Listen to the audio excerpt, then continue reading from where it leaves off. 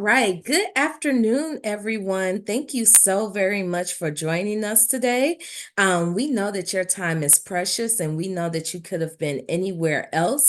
So we are going to go ahead and get started. Today's workshop is entitled Stated Succinctly, Eliminating Wordiness from Writing.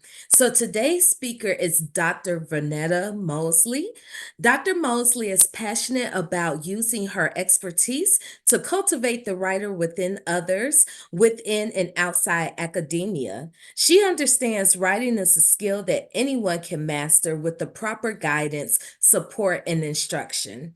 As a writing coach, editor, and consultant, Dr. Mosley has helped numerous professors, students, and authors to overcome the stress, anxiety, and isolation often associated with writing. More importantly, she has supported them in connecting to their authentic voice while learning to write clearly, concisely, and confidently.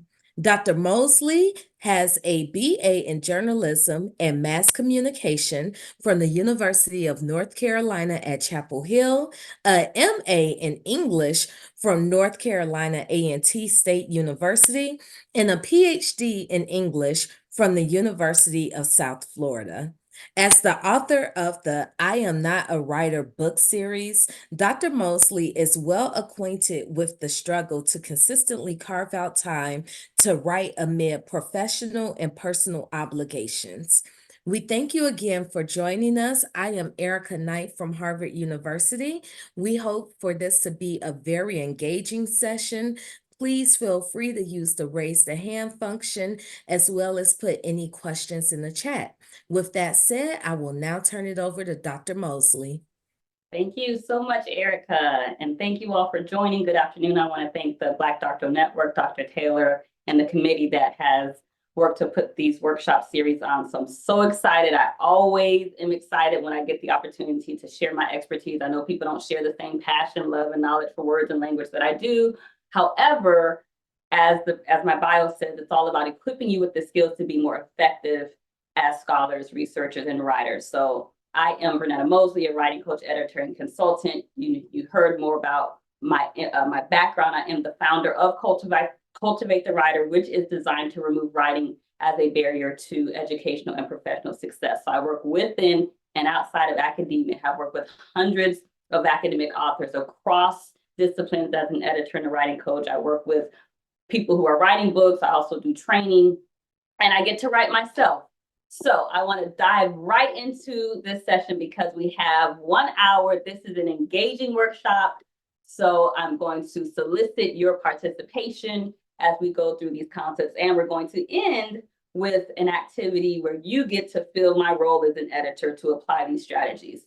But I always like to start off workshops with definitions. I'm an English teacher at heart, and so I don't want to insult anyone's intelligence, but I want to make sure we have this common understanding of what we mean by concise writing.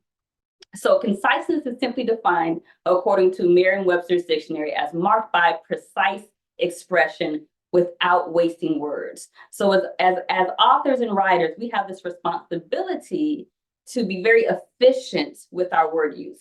It also means to be free from elaboration and superfluous detail. So what is elaboration? Marked by complexity, fullness of detail, or ornateness. So the challenge often in academic writing is we're dealing with extremely complex research ideas, and our jobs are to present those complex ideas in an uncomplicated way for those who have not spent all of the months and years that we spend conducting research, reading, scholarship, and all of those things. So the goal is to really make sure that writing is not complex. And that takes a lot of skill to take complex information and break it down for an audience. And then what does superfluous mean? It means exceeding what is sufficient or necessary. And so again, it's all about maximizing our word use and being efficient with language and being intentional as writers and authors. So as we delve into this workshop, it's important to understand the issues of grammar versus issues of style.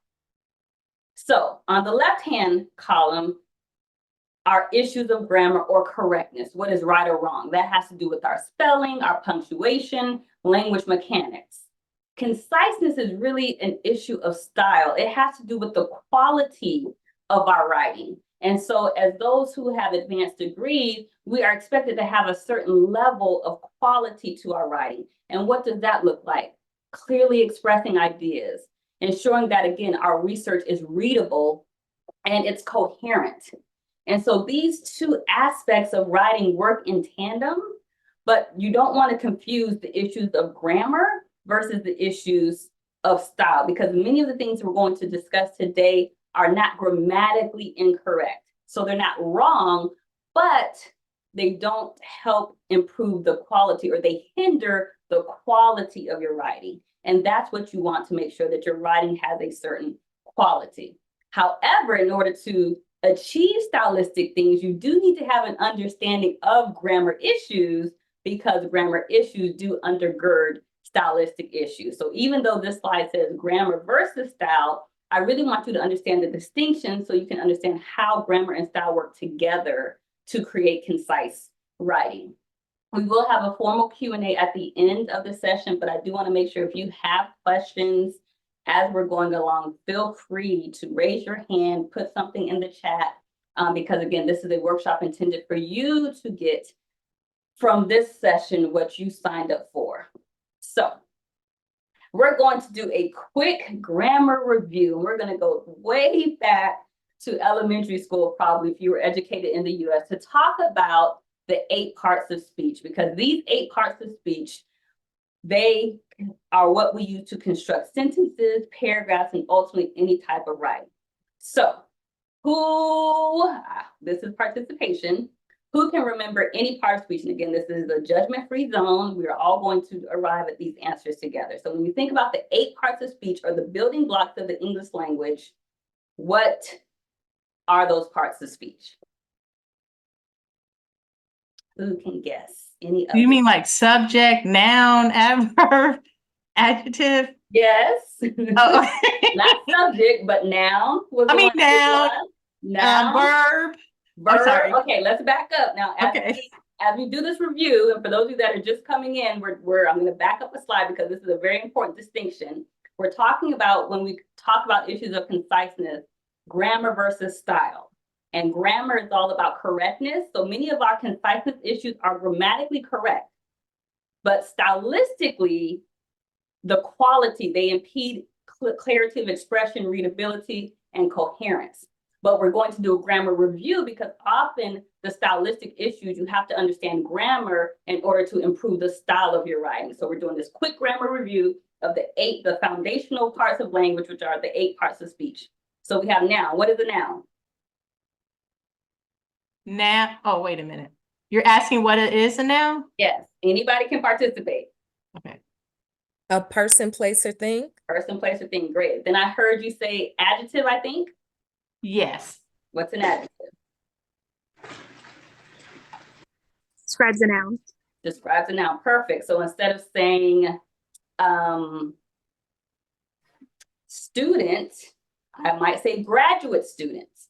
Graduate is describing the noun, the student. Okay, so we have noun, we have 2, 6 more to go. What are our other parts of speech? Oh, wait, I think somebody put in the chat. Verb. Verb, yes. What does the verb do? Describes an action. Yes, expresses action. Excellent. What else do we have? That's 3. Adverbs. Adverbs. What do adverbs do? Describe a verb.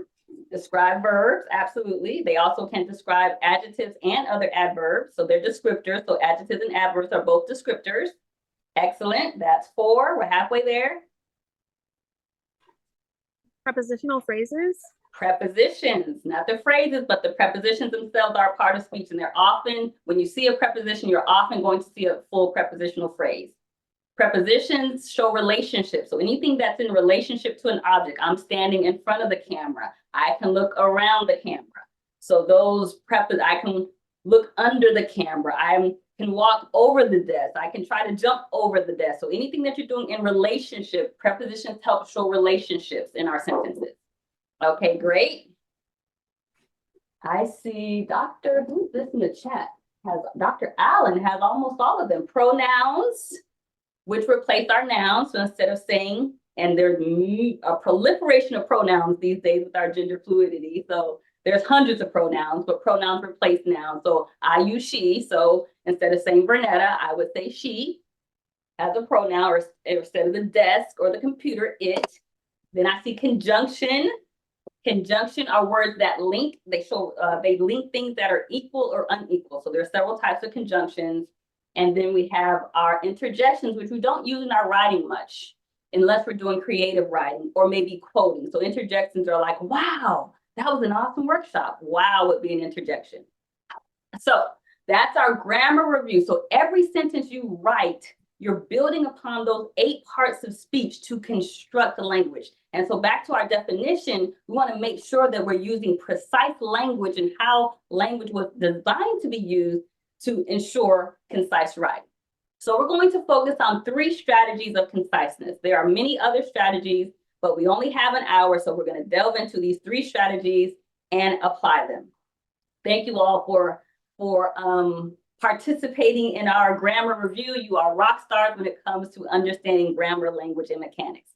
So the first strategy you need to understand is using the proper approach. If you are a writer, you should have a systematic approach to writing, or a writing process, especially for the type of writing that is done in academia, where it's unlike creative writing, it's unlike business writing, where it takes a lot of thought. It's very reflective, it's very intense, it's research-based. And so you utilize this process of what we call, from our discipline, a 4-stage writing process. First, you pre-write, or before you even start to write, you're really taking time to organize the thoughts and what you want to say. What points do you want to make? How do you want to support them? What research do you have? So that's everything that you're doing before you actually produce a draft. You can write in that stage. You might do an outline, you may do some reflections, you may jot down ideas. So it's not that you're not writing, but you're not writing from introduction to conclusion. So it's everything that you do to clarify what's in your head. I often hear people say, as a writing coach, I have a difficult time getting what's in my head onto paper on the computer. Well, pre-writing will help you with that process, because if you start to go straight to drafting and there's a lack of clarity in your mind, guess what happens? That lack of clarity translates from your mind to the paper, and it's more difficult to revise that type of writing than if you take the time to pre-write. So pre-writing, and then once you have pre-written, then you produce your draft. It's a draft, not a final draft. It's a first draft. It's an initial draft. So don't put all this pressure on yourself to produce this perfect document the first time, because you're going to take time to focus on stages 3 and 4. So what you don't want to do is focus on conciseness in the first 2 stages, because this is still when you're thinking, you're conceptualizing, you're organizing, but people often put that pressure to write perfectly the first time. So just write to get it just flow and get everything out of your head. And then you want to focus on conciseness at these last 2 stages, what we call revising and proofreading. And so when people also want to, when they request editing, they often think it's one type of editing, but you really want to distinguish revising from proofreading. Again, back to issues of grammar versus issues of style. Revision is more stylistic type of editing. It's the content. Do I clearly express my main ideas? Do I support them well? Is there a logical flow from point A to point B to point C to point D? Don't worry about language mechanics at that stage, because you may be focusing on something that's not even going to make it into a later draft. So just focus on the idea level. So that gets into our next strategy, which is you're going to revise your content first. So this type of conciseness work is different from the type of conciseness work that we're going to focus on, which is at the language level. So when it comes to revising content, high-level revision, not language-level revision, you're looking for excessive detail. Do I need 5 different supports for this one point? Maybe you do if it's a case study and you're detailing a case. but probably not. You probably need 2 to 3 points and you can move on. So you're looking to eliminate excessive detail. Again, we're talking about research-based writing. So you're looking to make sure when it comes to the evidence, the research, the examples, or any information that you're using, that if it does not directly or indirectly support a point being made, then you need to remove it from the document. So again, it's easy for an editor who is not emotionally connected to the content to say this doesn't support anything you're saying. Often what happens is we're emotionally connected to information, and so we want to make it fit. And so you have to learn to back up and logically say, I really like this point, or I really like this example, but I'm more emotionally attached to it than it actually supporting something that I'm saying right here in this document. And so you want to make sure that's how your document stays very coherent. Everything is directly or indirectly supporting a point that you're making. Because again, as authors, we are intentional communicators. And so every word we need to justify, every paragraph, every sentence, every example, you should be able to justify why is this included in this document. So the last thing you want to revise when it comes to content is the statements, the ideas, the concepts that are redundant.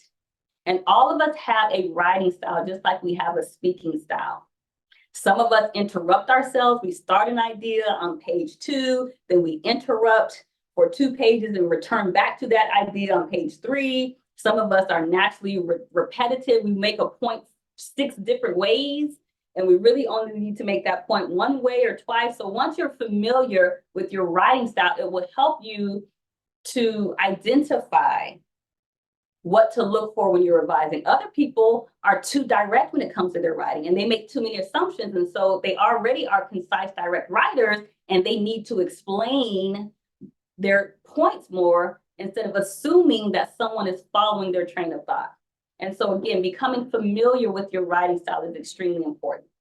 But we're going to focus on this third strategy, which is focusing on issues of grammar that impede stylistic things. So it may seem to be a bit of a contradiction because it is stylistic, but it's grammar based. So again, these are not grammatically, most of them are not grammatically incorrect, but they are grammar terms that you can find in a dandy grammar handbook. So any handbook that you have, I keep all of my handbooks from when I used to teach Comp 1 and Comp 2. Again, these days, I'm still very much a book person. But you know, there's podcasts, Grammar Girl, there are websites. I still use Purdue University's online writing lab to look up. So there's all types of resources on the internet that you can look to as well. So we're going to get into these concepts, and then again, you're going to be the editor and you're going to apply some of these to correct conciseness in sentences. And so why I start with these, why I focus on these issues is because often people equate wordiness with run-on sentences, which we can all identify. However, most of us in every single sentence, we have superfluous words that are not serving a purpose. And so if you think about that, when you're looking at, even if it's just a 5-page document, if you're removing at least 1 word in every sentence, how much more concise is that document going to be? And so that's what we want to be, is very intentional, strategic writers, and it comes down to these language level things: expletives, repetition, passive voice, nominalizations. So let's delve in. Now, I'm not trying to make you grammar gurus. The only reason I'm giving you the language is so that you can go look up resources on your own after this session. And so as we're delving into each of these issues, I want you to reflect on your writing. Do I tend to do that? Okay, now I have the language to identify that I write nominalizations, or I write expletives, or I write empty and inflated phrases, and you can go look up more about those particular issues. So let's start with the nominalization. So what is a nominalization? Back to our parts of speech. A nominalization is a noun, it is a verb that is put in a noun form. So it automatically is wordy because you're taking a verb and you're adding often T-I-O-N on the end to make it a noun.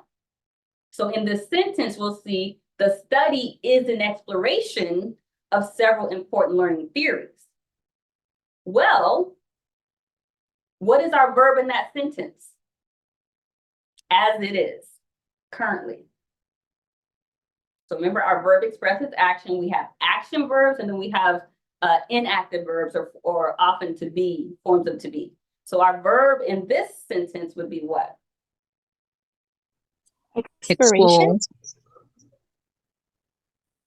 I heard two different, I couldn't hear. Could you go? Explore. Explore is a verb, but it's in a noun form. So it's not the verb of the first sentence. So the verb is actually is. If I say it is hot today, my verb is. It's not an action verb. It's what we call a state of being verb. I am excited. Am is my verb. It's not an action verb. And so again, we want, as much as possible, we want our verbs to be active, vigorous, vibrant.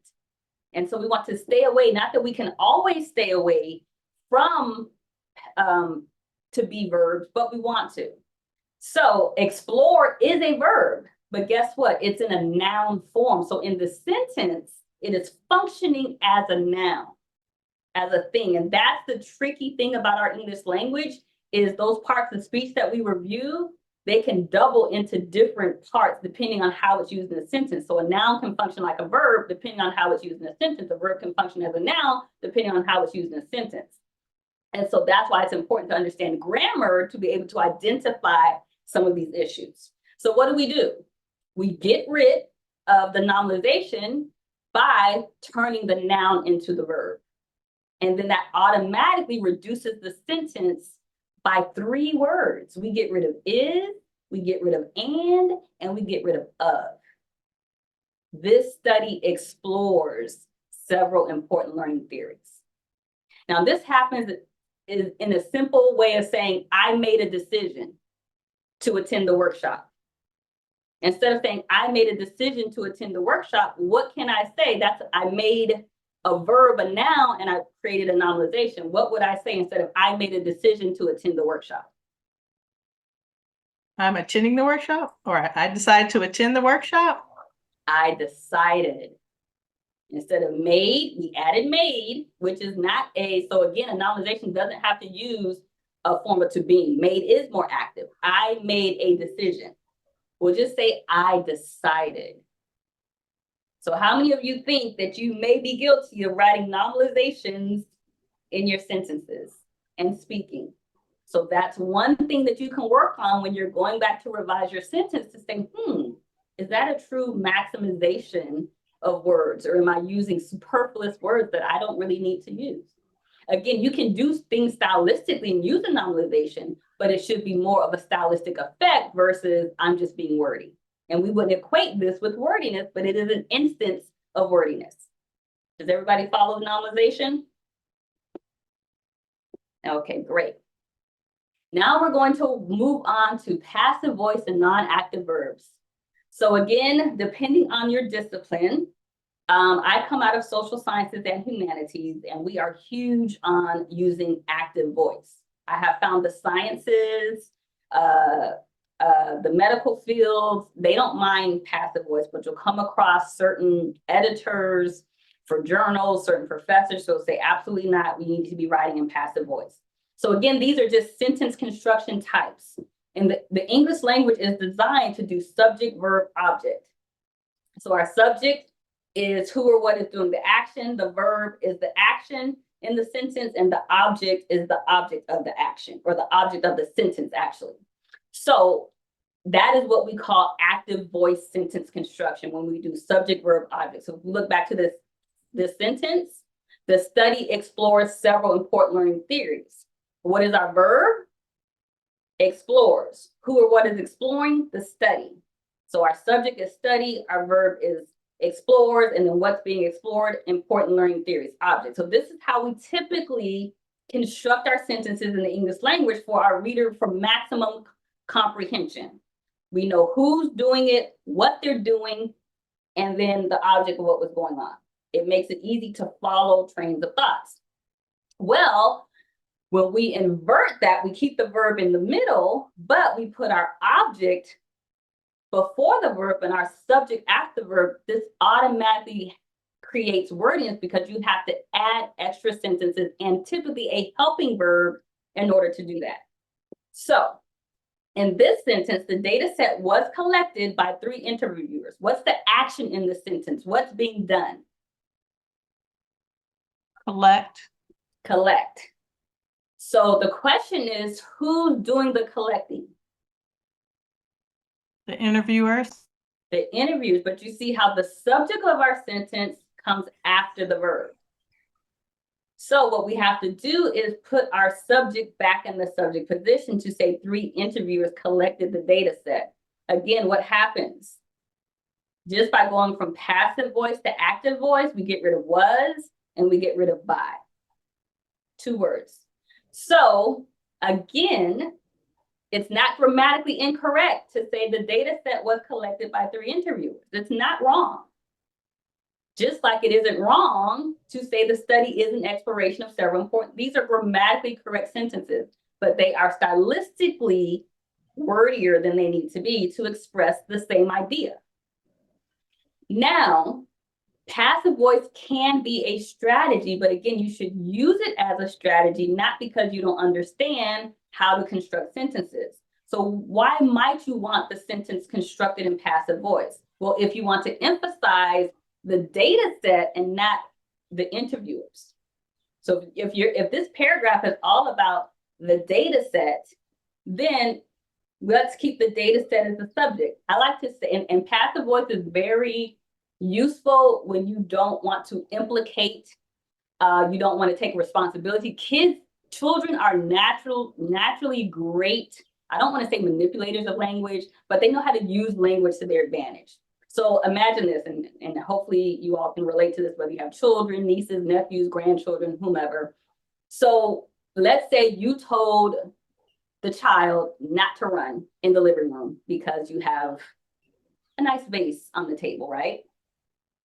Well, what happens when you're not looking? The child runs in the living room and knocks over the vase. Well, typically they're gonna come running. Mommy, mommy, mommy, the vase fell. Guess what they're naturally doing? Omitting themselves as the subject. They're not saying I was running and I bumped into the table and I caused the vase to fall. The vase just fell. So there is a way that we strategically use passive voice and do not want our focus to be on the subject or who did the action. And that's how we can use passive voice as a strategy. Okay, any questions or comments on passive voice and non-active verbs? So we're good about normalizations. Who's guilty of writing in passive voice? All the time. You said, Oh, yeah. you said all the time. Okay, great. Well, again, it may be permissible for your style of writing. So again, mimic, and again, we all have a writing style. So if that's the style that you want, that's fine. But just know sometimes you probably want to switch it up and don't want all of your sentences constructed in this passive way, just like you typically don't want all of your sentences constructed in an active way. So it's a way to create sentence variety as well. Okay, now let's get to expletives. You may know expletive as profanity, which it also is, but in grammar language, an expletive is a placeholder that doesn't really serve a purpose other than it's holding a place.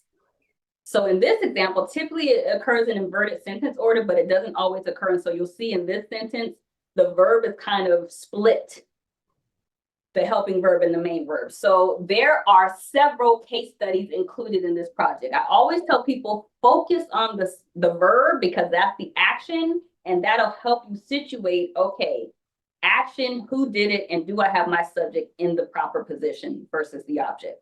So if we focus on our action, what is being done in this sentence? Are. Oh, included? Are plus included. Both of them are included. So our placeholder, our expletive is there. What function is there serving in the sentence? Typically, there is a pronoun, and we know that pronoun replaces a noun. But what noun is there replacing in that sentence? It's not actually referring to a noun. So it's literally a placeholder that we can eliminate and just start with our subjects. Several case studies are included in this project, and get rid of the expletive. Now, in academic writing, I see this all of the time. It should be noted that, and then the rest of the sentence. It should be noted that. So it, we know, is a pronoun. It can replace a dog, it can replace a desk, it can replace a computer, it can replace a camera. When you say or write, it should be noted that, what noun is it replacing? The answer is it's not replacing a noun. It is an expletive. It's functioning as an expletive. It's a placeholder that isn't communicating anything. The fact that you're writing it, you're noting it. So people say, oh, I'm trying to emphasize. Well, you're writing it. Everything you're writing is intentional and purposeful. There is another way to possibly emphasize, but saying it should be noted that, it should be noted. That's 5. It should be noted that, hurricane season is going to be unusually inactive in Florida this year. Why can't I just say hurricane season is going to be unusually inactive in Florida this season? I don't have to say it should be noted that. That's 5 words that are not communicating anything.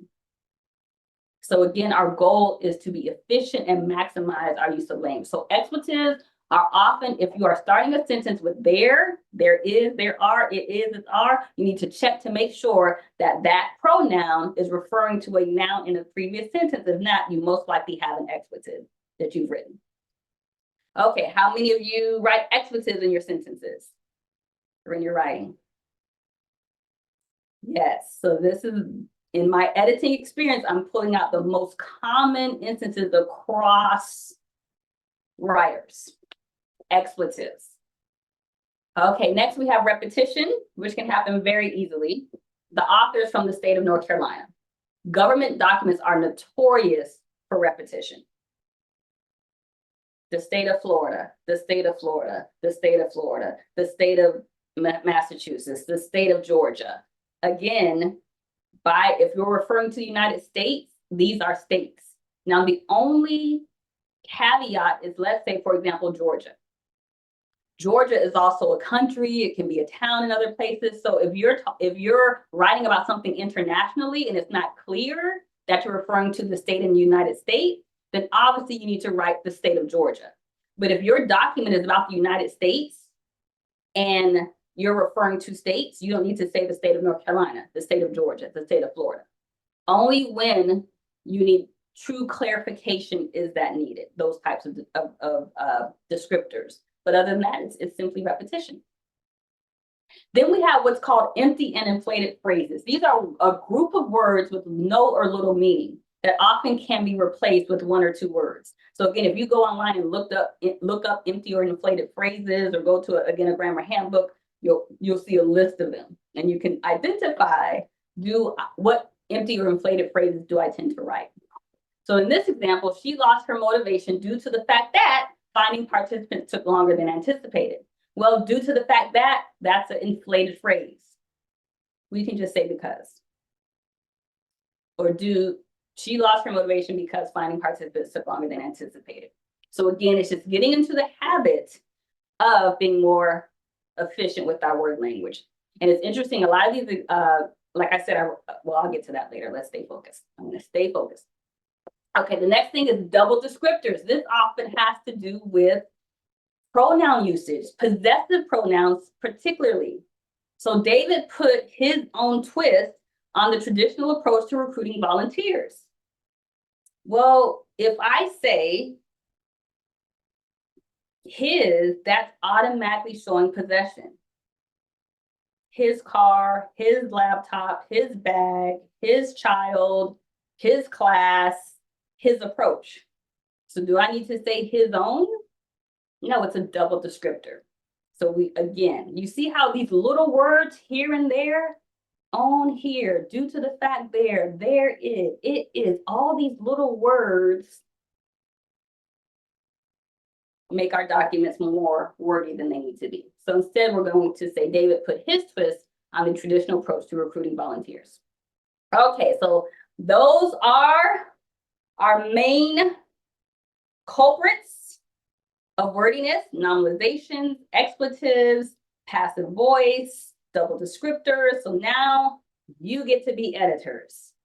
So we're going to identify as many instances of wordiness in these sentences. Typically, I'm focusing on one at a time, but some of them not. So let's start with this first sentence. The teachers conducted monthly assessments in Texas for a 10-month period in the year 2023, beginning in the month of August and ending in the month of May. I probably should have from 23 to 24. So what can we do to make this sentence more concise?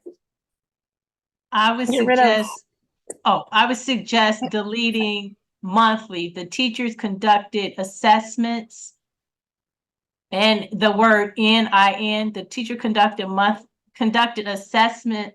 Oh no, not in. Wait a minute. Okay, the teachers conducted assessments in Texas for a 10-month period. Yeah, so I said take out monthly because you already said it again. The teacher conducted assessment text for 10 months. So you're already saying it's monthly because you said 10 months. You said it twice. Not you, but it was stated twice. And then take out in the month of August, take out in the month because you already said month. Beginning in August and ending, and take out in the month of, or ending in May. Does that make sense? I followed you.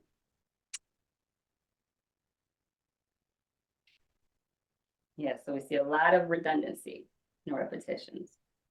So we have the year 2023, the month of August, the month of May. And again, there isn't one way to do it. So you could rearrange the sentence and take out some of those things, but the whole goal is to eliminate all of those instances of wordiness. Any other thoughts on that particular sentence?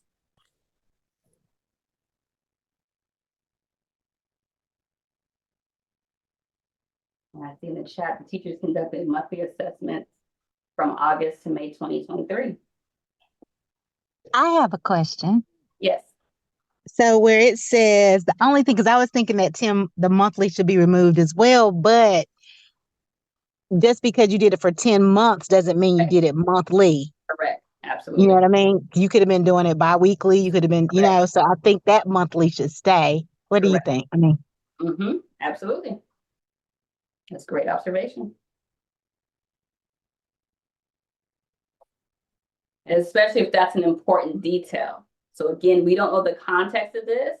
So if it's important for the author to say that these were monthly assessments, that's fine.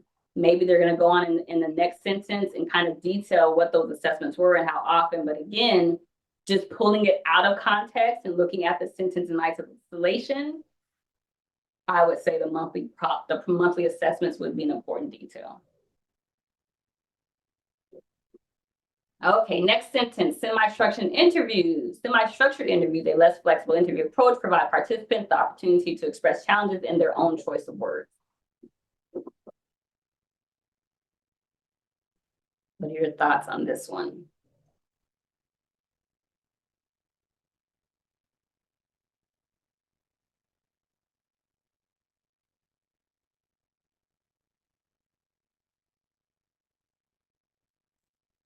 so the own should be taken out. Correct. Excellent. I have a bad habit of doing that. That double possession instead of their own, again, their shows possession. So we just need to say their choice of words. Could we also take out a less flexible interview approach? Because So again, that would be context. If the author feels like it is important to define that, then you would keep it. If they are talking or writing to an audience that would understand or know what a semi-structured interview is, then no, you don't need to insert that. definition. So again, that would be audience specific. And sometimes you may have questions about the knowledge level of your audience. And so just to be cautious or to make sure that they are understanding, you would even put that definition in, even if you think most of the audience may understand. So you always want to write to kind of the lowest knowledge level of your audience. Okay, excellent. Let's go to the next two. 3 emerging data collection methods were used by the researcher.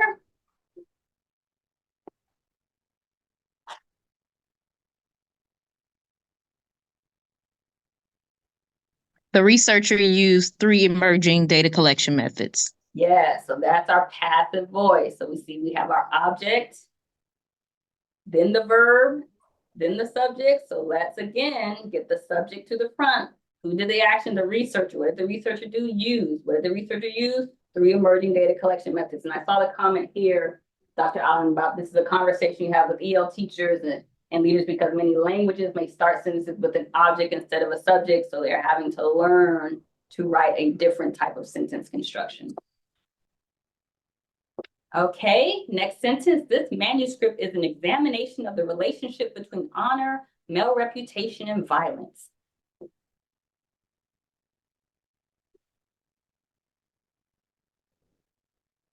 You could say this manuscript examines the relationship between, yeah. So that's our nominalization. So we took that examines and we made it a noun and then we had to add the is. So let's get straight. You cannot go wrong. Subject verb and using an active verb. This manuscript examines. Perfect. Yes. Okay, next. The most productive research is research that utilizes modes of research appropriate to the field.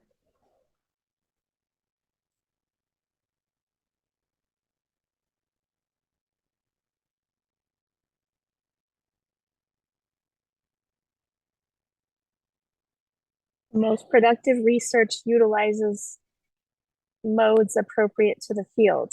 Yes, so you can eliminate 2 of those. Again, subject verb. So research is research. The most productive research, you go straight to subject verb. The most productive research utilizes modes appropriate, or even if you want to keep the other research, maybe use a synonym. Modes of inquiry, modes of study. But there are ways to get rid of, we don't need research 3 times within what, 7, in one sentence. Excellent, thank you. Next sentence. You all are doing great. You can now go out and teach this workshop.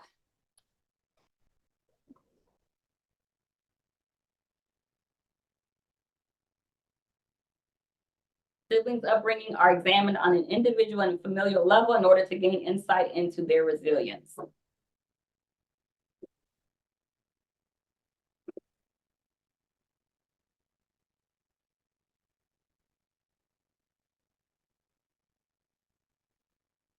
So one thing. Go ahead. Sorry. Yes. I was going to say to get rid of, you could get rid of in order to. Yes. Or in order, yeah. Yes. That's just one thing. thing. Of those empty inflated phrases. So remember I said there's a list of empty and inflated phrases. In order to. Every time you see in order to, you can just say to. Many people start sentences in order to. Just say to. So that's one. Absolutely. The other one we didn't cover. So I was just trying to see, but that was the main one in the sentence. The other one that you could possibly do is changing adjectives to adverbs. So in this sentence, we have the siblings' upbringing, and it was on our first list, but I didn't cover it. The siblings' upbringing are examined individually and familially. Well, actually, it was organizationally. So organizationally, to gain insight into their resilience. So there are instances where you can change adjectives to adverbs if it's describing the verb. So here we have a phrase. They are examined how on an individual and familial level. So sometimes you can take those adjectives and make them adverbs. But the main one was to get rid of that empty or inflated phrase in order to. Okay, next one. Oh. Yes. Was there a question? Yeah, I want to ask a question. Isn't the subject upbringing though, not siblings?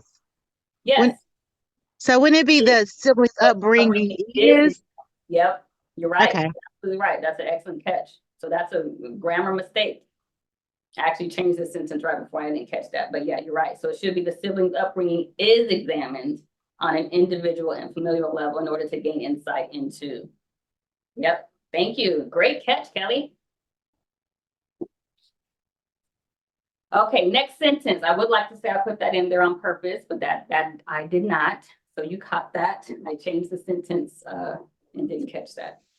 Okay, so I pull these sentences from actual documents that I edit, and I try to change as many words as possible so they're not identifiable. Okay, next sentence. During oppressive political regimes, many businesses in several South American countries struggled in a desperate attempt to survive. This goes back to the strategy that I just said that we really didn't cover, where you try to take something that's describing a phrase that is describing an adverb, a verb, because most adverbs end in ly. If you're describing a verb instead of another adjective or adverb, most adverbs will end in ly. And so you can often take phrases that describe a verb and make it an adverb word instead of an adverb phrase and just make it ly. So let's focus on our verb. What is our verb in this sentence?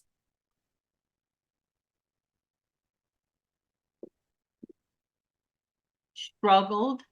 Struggled. Excellent. So how did these businesses struggle? Currently, it's described as what?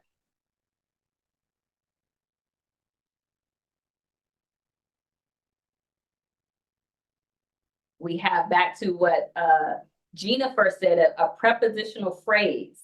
So a prepositional phrase starts, so remember, a preposition is a part of speech. A prepositional phrase starts with the preposition, ends in a noun.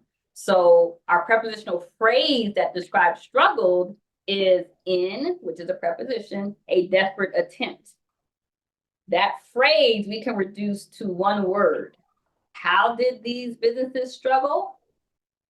What word can we take out of there and make an adverb? Desperately. Absolutely. Absolutely. So many businesses in several South American countries struggle desperately to survive. Not that in a desperate attempt is wrong. However, if you want to maximize language, just say desperately. They struggle desperately to survive.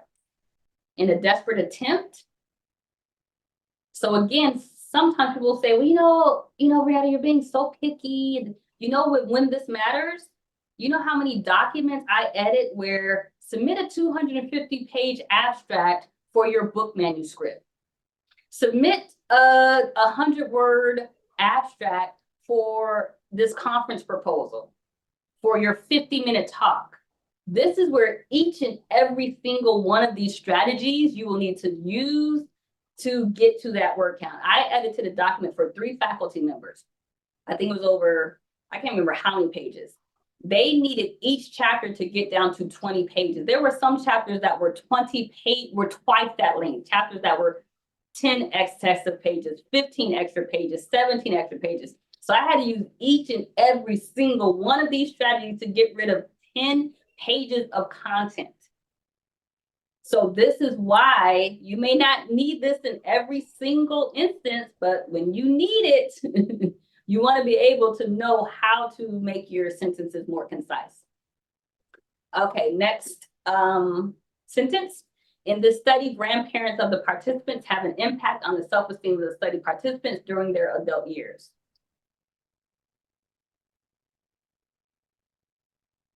This one we kind of covered, but not. Let's focus on the verb. What's the verb here? Impact. Have. I heard impact and I heard have. Oh, the verb. I'm sorry. The verb is have, but guess what? Impact is a verb. So that's, again, sometimes, so it's not a normalization, but it still is a verb functioning like a noun. You can have an impact, but you can also impact. So again, let's use that vigorous verb instead of that helping weaker verb. And just say, in this study, grandparents of the participants impact the self-esteem. We get rid of have, we get rid of and, we get rid of on.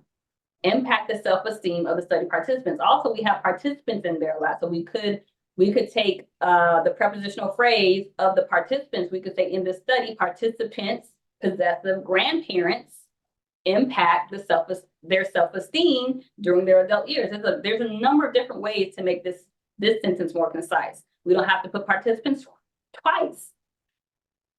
So these are things that you're looking for, again, sentence after sentence. And this is why you focus on conciseness at the right stage of the writing process. When you're drafting, I always say, as an editor, it is better for me to have more than enough content to edit down than not enough content, because it's easier to shape ideas when there's more than enough information. Then we'll go back and explain this more. And this is underdeveloped. And so when you're in that drafting phase and that pre-writing phase, don't worry about these types of issues. Over time, what will happen as you focus on these, then you will write stronger drafts. As you're more conscientious of normalizations, when you draft, you'll write with less and less normalizations, less and less expletives, less and less passive voice. But until you really are comfortable, start with the editing of the document, and then that'll help you translate into writing it. Okay, I think these are our last two. A significant body of scholarship. We have 10 minutes, 9 minutes. A significant body of scholarship brings to the forefront the role of men in affirming the reality that women remain marginalized. Here we're focusing on the verb, brings to the forefront. Can we say that in a more concise manner?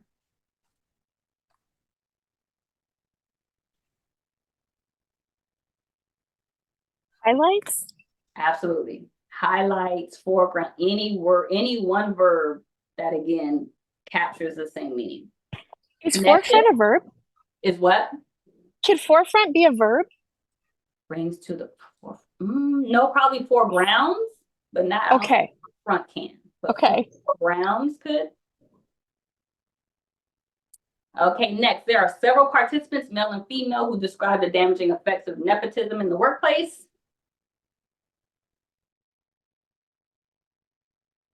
Several participants describe the damaging effects of nepotism in the workplace. Absolutely, that's our expletive. There are, so we got rid of it. Several participants, we don't necessarily know if they're male and female. Maybe that's an important detail, maybe not. But let's get straight to subject verb. Excellent. Next, it cannot be contested that policies are powerful instruments for advancing equity. Policies are powerful instruments for advancing equity. Or oh, I think we lost somebody and someone's trying to get back in. Absolutely. So you see that expletive, it cannot be contested. That you went straight to the subject. Policies are powerful instruments for advancing equity. Excellent. And then last sentence, in order to assess the prevalence of classism, we examine quantitative data in both Shanghai, China, and New Delhi, India.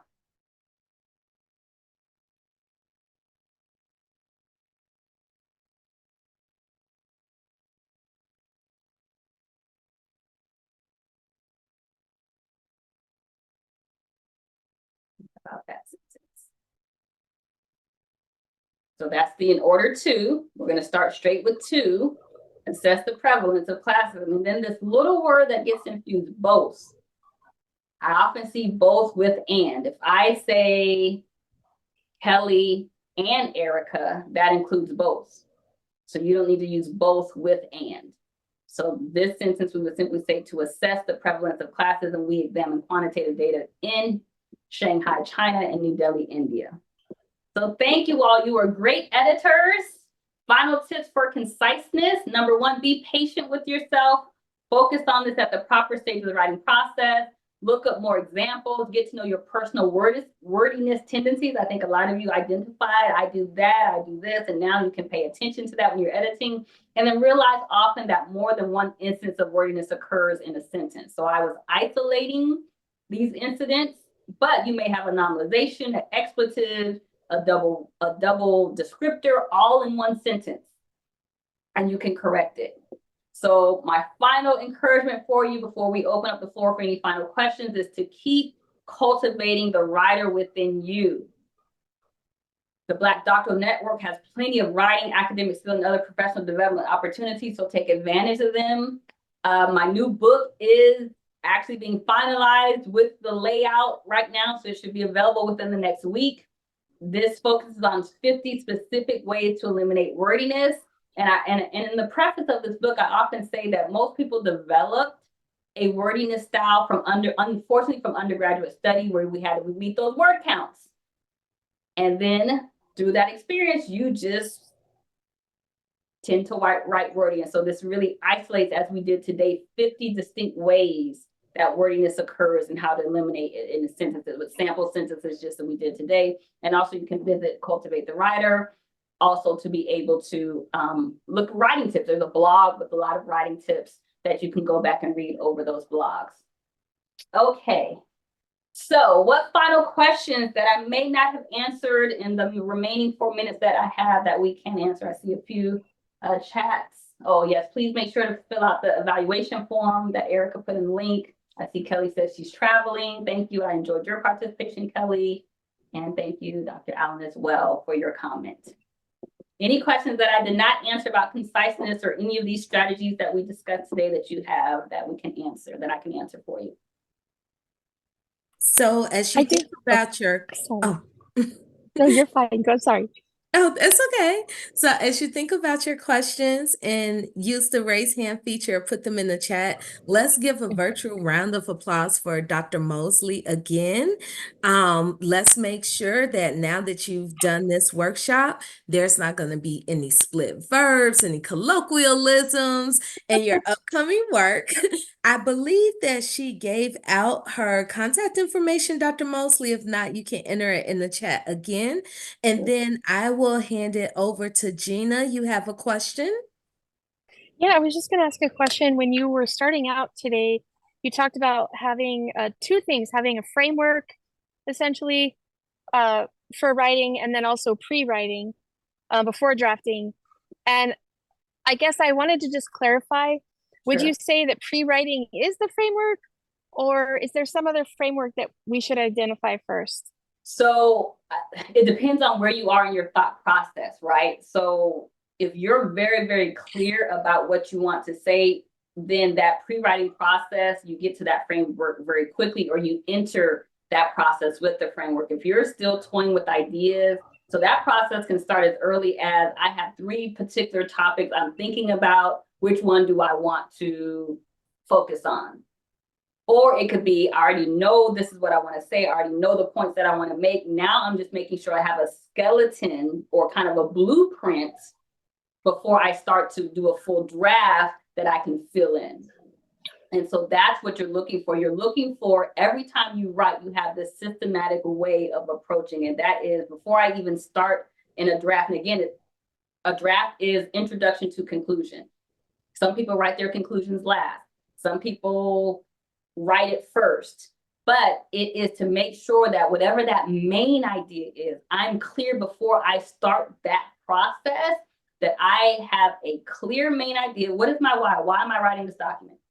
Am I trying to persuade? So there's a whole nother workshop just on the questions that you answer in that pre-writing stage, and the things that you think about, and the questions that are answered, and how you get to that. But essentially, short answer, it really depends on how clear you are about what you want to say in that particular document for that process. And I will say, sometimes you think you're clear. I'm working on a book now, and I was working on it this morning, and as I was still formulating ideas, then a clearer frame, I thought I had a framework, and then a clearer framework came. So then I'm going back to what I already did, and I'm clarifying what I thought was a good framework. But as I'm still in this pre-writing stage, something clear is coming. Thank you. Thanks for your question, Gina. And our next and last question, it says iPhone, but feel free to unmute yourself and ask your question. Hello, this is Dr. Lawrence Bryan, and I just want to say thank you for just a phenomenal presentation. It certainly has increased my knowledge in being more succinct in my writing. My question is, do you know of any kind of software or program such as Grammarly that may also help you be more efficient, in terms of being succinct in your writing? Yes, so this is what I recommend because these are stylistic issues, they're not necessarily going to be identified by technology, but I would at least try it.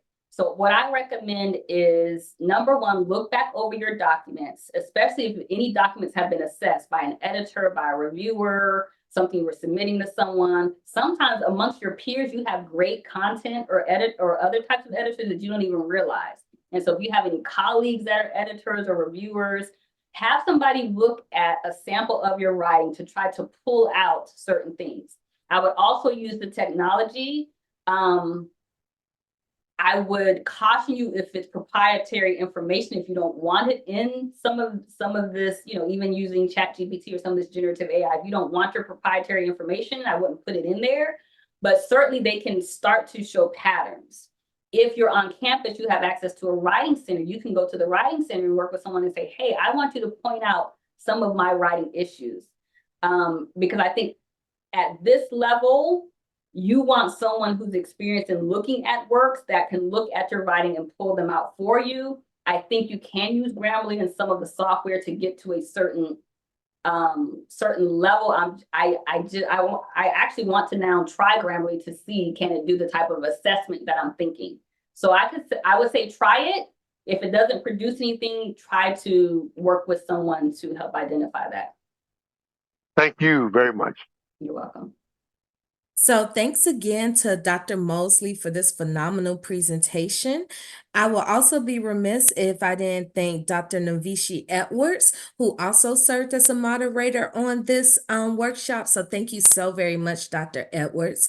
And please don't forget to complete the survey that's listed in the chat. If you would like to further connect with Dr. Mosley, her contact information is on the screen. We also want to thank Dr. Taylor, who is the Executive Director of the Black Doctoral Network, and we ask that you please stay tuned and check your email for upcoming events for the network.